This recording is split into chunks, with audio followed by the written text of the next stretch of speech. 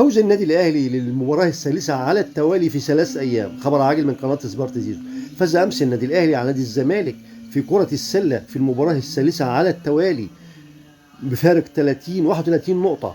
من المعلوم أن عندما يتساوى البطل والوصيف في عدد النقاط بيكون الفاصل في الحصول على لقب الدوري 5 مباريات، دوري من 5 مباريات. اللي يكسب 3 هو صاحب الدوري أو هو الفائز بالدوري. النادي الأهلي لعب 3 مباريات، كسب ال3 مباريات، وباقي مباراتين مجرد تحصيل حاصل.